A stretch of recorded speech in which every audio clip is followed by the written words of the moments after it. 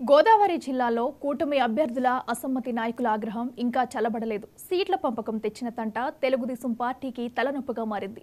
5 ఏళ్లు కష్టపడిన వాళ్లను పక్కన పెడుతున్నారనే విమర్శలు బలంగా వినవస్తుండటంతో బుజ్జగింపులు సాధ్యపడడం లేదు. అనపర్తి నియోజకవర్గాన్ని బీజేపీకి కేటాయించడంతో అక్కడ టీడీపీ నాయకుడు భారీ నిరసనలతో బూకే అవకాశాలు ఏకం చేస్తున్నారు. ఉండి సీటు రఘురామరాజుకు ఇవ్వచూపటం సిట్టింగ్ ఎమ్మెల్యే అనుచరులను ఆగ్రహానికి గురిచేస్తుంది. తణుకు సీటు టీడీపీకి ఇచ్చినందుకు జన సైనికులు పవన్ కళ్యాణ్ ను నిలదీస్తున్నారు.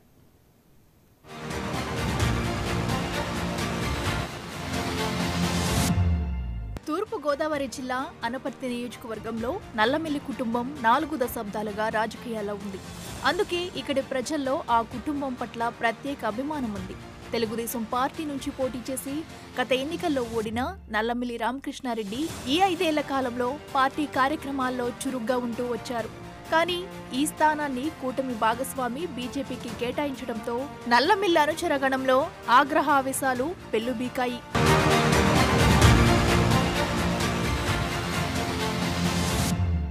పెద్ద ఎత్తున నిరసన ప్రదర్శనలు జరిపి టీడీపీ అధినేత చంద్రబాబు తన నిర్ణయం మార్చుకోవాలని కోరారు.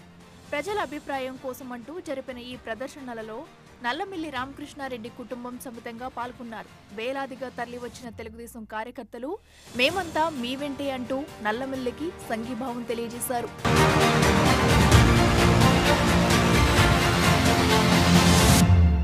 ఈ బల ప్రదర్శన తర్వాత క్షేత్రస్థాయిలో స్పందన గమనించిన టీడీపీ అధిష్టానం రామకృష్ణారెడ్డిని పిలిచి నచ్చజెప్పే ప్రయత్నం చేసింది. చంద్రబాబు నచ్చజెప్పినా ఆయన తగ్గేలా కనబడలేదు. బీజేపీ ఎట్టి పరిస్థితుల్లోనూ ఇప్పుడున్న సీట్లను మార్చే ప్రసక్తే లేదని భీష్మించుకుంది. దీంతో ఏం చెయ్యాలో పాలుపోలేదు. రామకృష్ణారెడ్డి ఈ క్రమంలోనే బీజేపీ రాష్ట్ర అధ్యక్షురాలు పురంధేశ్వరిని కూడా కలుసుకున్నారు. మధ్య మార్గంగా రామకృష్ణారెడ్డి భార్యను బీజేపీలో చేర్చుకుని ఆమెకు టికెట్ ఇచ్చే విషయం కూడా పరిశీలిస్తున్నారు. కానీ ఇప్పటికీ ఈ విషయం ఒక కొలిక్కి రాలేదు.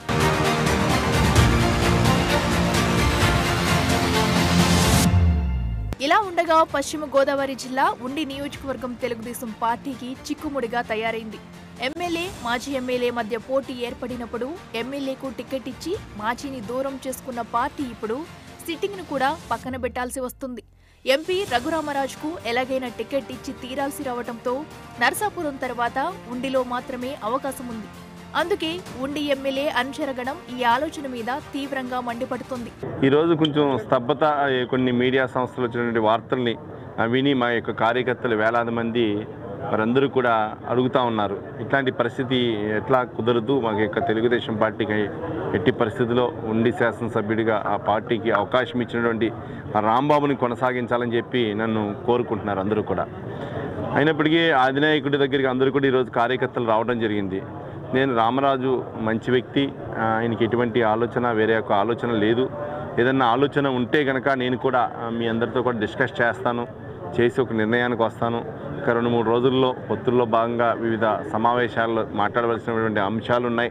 స్థానికుడైన తమ నాయకుడి విషయంలో ప్రతికూల నిర్ణయం తీసుకుంటే సహించబోమంటూ పెద్ద ఎత్తున నిరసన ప్రదర్శనలు జరుపుతున్నారు. ఇదే విషయం మీద వరుసగా నిరసన కార్యక్రమాల్లో పాల్గొంటూ వచ్చిన ఎమ్మెల్యే రామరాజు అనుచరులు పార్టీ జిల్లా అధ్యక్షురాలు తోట సీతామహాలక్ష్మి ఇంటిని సైతం ముట్టడించారు.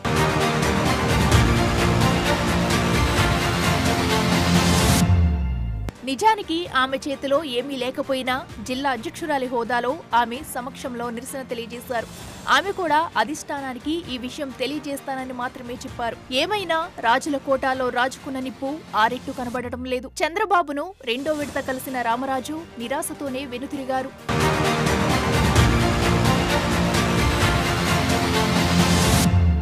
తెలుగుదేశం పార్టీలో అంతర్గత అసంతృప్తులు ఇలా ఉంటే తణుకు సీటు తెలుగుదేశం పార్టీకి వెళ్లిపోవటాన్ని జన సైనికులు జీర్ణించుకోలేకపోతున్నారు.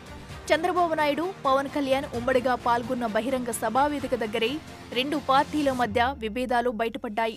తణుకు జనసేన పార్టీ తరపున సీటు ఆశించి భంగపడిన విడివాడ రామచంద్రరావు తరపున ప్లకార్డులు ప్రదర్శించి జనసేనాని వైఖరిని తప్పుపట్టడం విశేషం.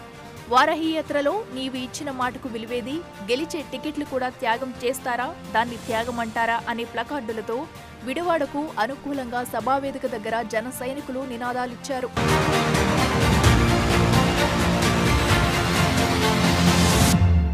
అదే సమయంలో అక్కడికి చేరుకున్న తెలుగుదేశం కార్యకర్తలు వాళ్ల పార్టీకి అనుకూలంగా పెద్ద ఎత్తున నినాదాలు చేశారు. ఈ పోటాపోటీ నినాదాలతో ఉద్రిక్త వాతావరణం ఏర్పడింది. తెలుగు తమ్ముళ్లు, జనసేన కార్యకర్తలకు మధ్య తోపులాట చూసిన పోలీసులు అక్కడికి చేరుకుని పరిస్థితి అదుపులోకి తెచ్చారు.